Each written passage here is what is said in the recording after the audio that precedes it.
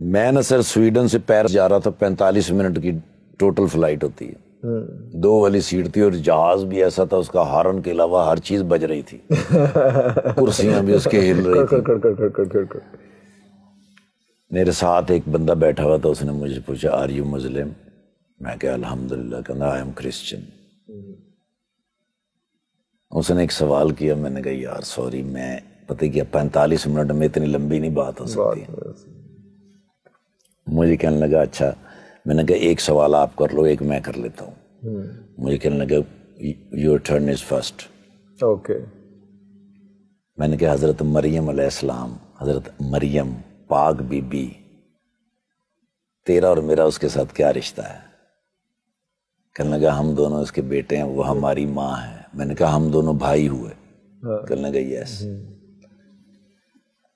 اور میں نے کہا جو میری اور تیری پاک ماں مریم کے اوپر الزام لگاتا ہے وہ دوست ہے، اور جو تیری اور میری پاک ماں کی پاکیزگی کی قسمیں کھاتا ہے، گواہی دیتا ہے، وہ دشمن ہے۔ دونوں خاموش ہو گئے۔ میں کہ اٹس یور ٹرن ناؤ۔ تو کی بچے ہونا دے کول کہنا۔ میں نے کہا give me your telephone number, I will call you later. 3 دن کے بعد میں پاکستان آیا، مجھے اس نے کال کی، اس نے کہا یو ریچ ان پاکستان۔ میں کہا الحمدللہ۔ 11 دن کے بعد میں مکہ مکرمہ میں کھڑا بیت اللہ کے سامنے، تو مجھے اس کی کال آ گئی،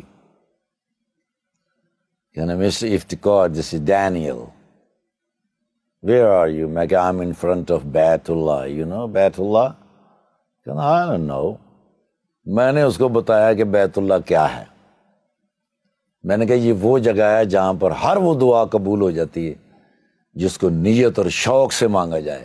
اللہ اکبر۔ تو کہنے لگا کیا دعا مانگی؟ میں کہا یہ کہ میں اور میرا بھائی دونوں بھی کبھی یہاں کھڑے ہوں۔ او تہاڈی خیر، فساد تبران۔ اس کا فون کٹ ہو گیا۔ اللہ۔ اس کا میسج آیا کہ می مسٹر نذیر نمبر۔ میں نے ان کو ذکر کیا تھا، میں نے کہا سویڈن آیا تھا نذیر بھائی جان کے پاس، تو اس نے کہا give me your Nazir number. میں نے نذیر صاحب کا نمبر بھیجا، اور ساتھ میں نے نذیر صاحب کو کال کی۔ میں نے کہا ڈینیل کی کال آئے گی، خیال رکھنا، میرا بھائی ہے۔ دھیان رکھنا۔ ایک دن مکہ مکرمہ میں رہا، اگلے دن پرائیویٹ ٹیکسی سے جناب میں جا رہا ہوں، تو مجھے ڈرائیور نے کہا کہ حدود حرم مدینہ منورہ کی حدود میں داخل ہونے لگے ہیں، حضور سے اجازت بھی لے لیجئے اور درود شریف پیش کر دیجیے۔ بڑا مشکل کام ہے، بڑا مشکل کام ہے۔ وہاں حضور سے اجازت لی، مانگی، درود شریف پڑھا۔ حدود کے اندر میں انٹر ہوا ہوں تو سر میرے موبائل کے اوپر بلنک ہوا، mister Iftikhar Thakur, I was Daniel, I was Daniel۔ Now I am Muhammad Umar, Allah اکبر۔ And you are in Bait Allah, please pray for me. Pray for me۔ میں نے فوراً نذیر بھائی کو کال کی۔ میں نے نذیر بھائی، اس نے کہا ساری رات میرے پاس رہا ہے۔ میں نے کہا میرے مالک محمد رسول اللہ صلی اللہ علیہ وآلہ وسلم کے صدقے اتنے تحفے مجھے دیے زندگی میں، اس سے بڑا تحفہ کیا ہو سکتا ہے کہ ابھی تو میں حدود میں داخل ہوا تو تحفے آنے شروع ہوئے ہیں۔ مدینہ سے پرسکون جگہ کوئی نہیں ہے دنیا میں۔ 3-4 مہینے کے بعد جب میں وہاں گیا سویڈن، میں نے جا کے محمد عمر سے ملاقات کی، انہوں نے کہا گھر سے مجھے نکال دیا۔ کوئی نہیں خیر۔ میں نے ابھی یہ چھوٹا سا سٹور ڈالا ہے، اسی سٹور کے اوپر رہتا ہوں، اسی پہ رہتا ہوں، وہیں پہ کام شام۔ یس۔ 1 سال کے بعد وہ پاکستان آیا میرے پاس، تو ہماری ایک سٹار تھیں یہاں کی، بہت اچھی سٹار، سنگر بھی تھیں اور اداکارہ بھی بہت کمال تھی۔ میں نے ان سے ایک دفعہ پوچھا، میں نے کہا شادی کیوں نہیں کرتی؟ انہوں نے کہا میری ماں ہے، ماں کا خیال کون رکھے گا؟ میں کہا ماں جب دنیا سے چلی جائے گی، جانا تو ہے ہی، تمہارا خیال کون رکھے گا؟ ان سے میری ملاقات ہوئی تو انہوں نے کہا امی بہت بیمار ہیں۔ میں نے کہا امی تو بیمار ہیں ہی ہیں، میں نے جو بات کی تھی اس کے بارے میں کیا سوچا؟ انہوں نے کہا دیکھیں بڑا مشکل ہوتا ہے کسی شوبز کی لڑکی کا کسی کے ساتھ نکاح کر لینا اور اس کے بعد تانے سہنا ساری زندگی. میں نے کہا پھر بتاؤ کیا کرنا ہے, ہونا تو یہ چاہیے. اس نے کہا ٹھاکر بھائی آپ مجھ سے جتنا پیار کرتے ہیں, جتنا میرا احترام کرتے ہیں, جتنی میری ماں کا احترام کرتے ہیں, میں نے یہ سب کچھ آپ کے ذمہ کر دیا, جاؤ جو دل کرتا ہے کر دو. میں نے محمد عمر تو ادھر ہی تھا. اچھا وہ آلریڈی تھا ادھر. کسی کے چلو حضر وہ بھی مان گیا. ہاں اس نے تو انہوں نے کہا بھائی آپ میرے بھائی تو ہیں ہی ہیں, مجھے لگتا ہے آپ میری امی بھی ہیں میرے ابو بھی ہیں. مرشد ہیں. اللہ پاک کی رحمت اور برکت سے آج وہ دونوں سویڈن میں ہیں. اللہ بڑی خوبصورت زندگی گزار رہے ہیں, سکون کا لائف, بہترین بچوں کے ساتھ. ان کا اتنا اچھا لائف سٹائل ہے. جب بھی جاتا ہوں وہ اتنا پیار کرتے ہیں, اتنا احترام کرتے ہیں. یہ ہے مدینہ. مدینہ آپ کے لیے تحفے بھرے ہوئے رکھتا ہے ہر وقت کہ آپ صرف انٹر ہو جائیں, دعائیں قبول, جو آپ سوچ بھی نہیں سکتے وہ بھی قبول ہوتا جا رہا ہے. مدینہ دنیا کا سب سے میٹھا شہر ہے سر.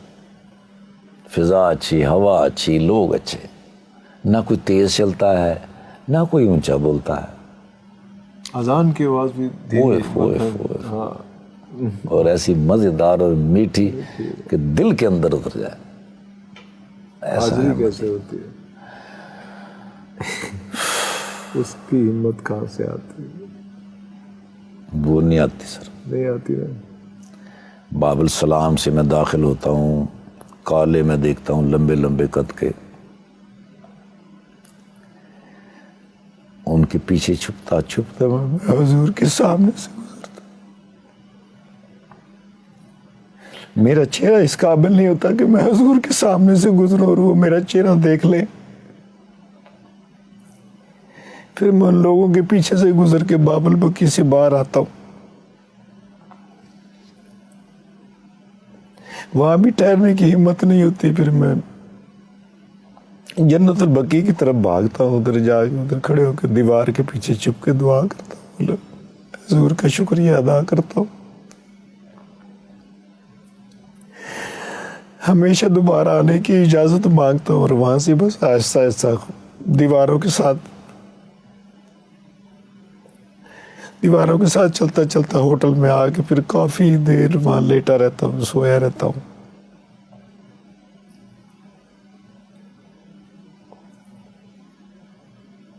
بڑی مشکل سے دوبارہ ہمت ہوتی ہے کہ میں مسجد نبوی میں جا کے نماز ادا کروں.